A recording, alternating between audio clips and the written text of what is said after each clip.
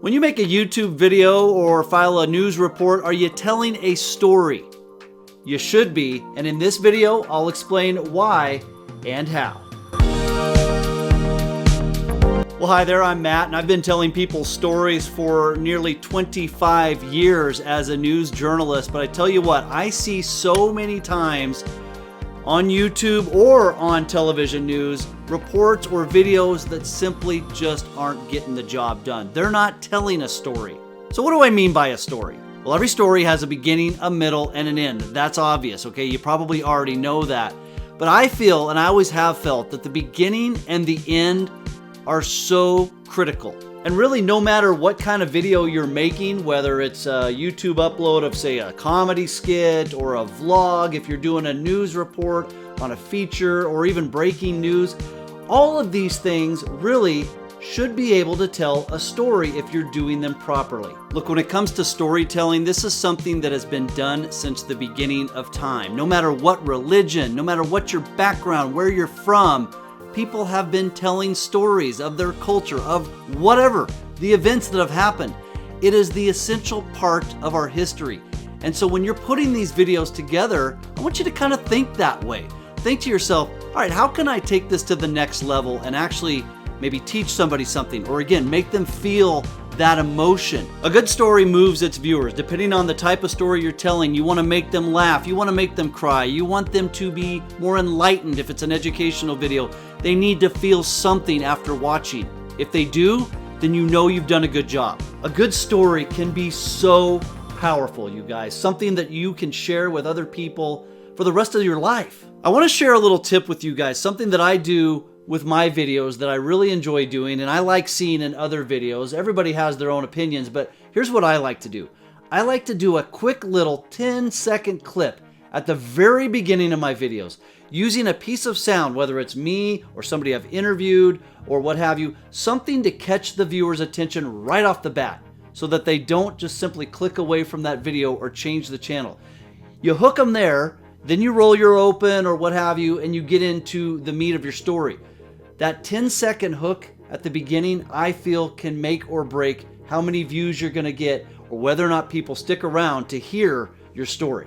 Now, you also want to take the time to think it through. Make bullet points, write it out, whatever works for you. For instance, in this video right now, I have 2 pages full of notes that I've taken, points that I want to make in this video. You should be doing that every single time so that you tell a story.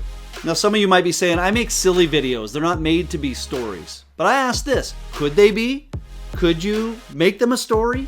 It might just make them a whole lot better and stand out from all the other silly videos. Also, maybe all you like to do is live shots or live streams on YouTube.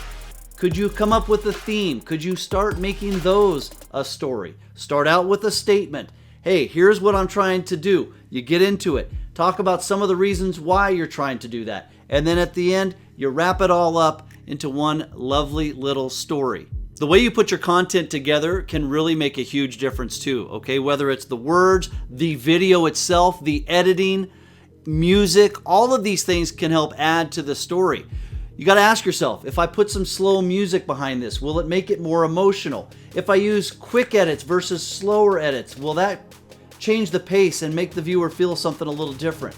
All of these things can be vital assets to you when you're putting together a piece. Another secret, another tip that I have for you, and it's something that I've done throughout my television career, and I think it works extremely well, is to put a surprise into your video.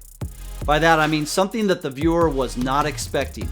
And you want to build up to that surprise. You want to give little hints, little glimpses, but not give it away, and then unveil that surprise. That, folks, will really make your video rise to the next level. Look, not all stories are going to be award winners. You're going to get assignments. Sometimes reporters or YouTubers, you're going to come up with an idea that you wind up doing, but you don't feel great about it. But as long as you stick to the formula, again, tell a story with a beginning, a middle, and an end, it'll be better than it would be if you hadn't done that. And then you just have to hope that the next assignment, the next idea that you come up with is better.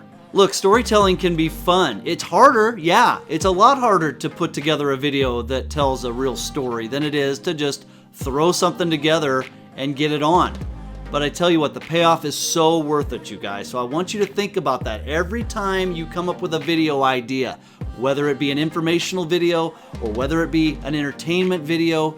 Think, how can I tell a story with this? How can I create a beginning, a middle, and an end? How can I hook my viewer off the top with a quick little snippet that's going to get their attention and keep them there?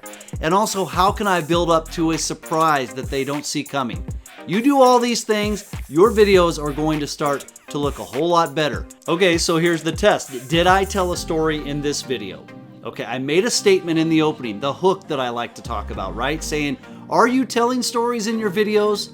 Well, you should be, and here's why. So I hopefully got you drawn in with that, right? So we started off the video by talking about why you should be telling a story in your videos, okay? That was the beginning, obviously. Then we segued into the middle, ways and reasons why you should be telling that story. Some of the tricks of the trade, things that you can do to set your story apart. Then we get to the end, right? Which is obviously the payoff, the emotion. The reason why you've done all of these different things is because the people watching your video are going to enjoy it more. So again, the hook, the beginning, the middle, the end. We've told a story, and hopefully we've helped you out in your quest to be a better journalist or a better YouTuber. So to wrap it up, everything has a story. You just have to sometimes look for it a little harder. So ask yourself, what's your story? Tell it, and I'll look forward to seeing it. If you want to find out a little bit more about some things to put in your background or asking the big question, why am I doing this? Check out these videos that I've created. I'll see you there, and thanks for watching.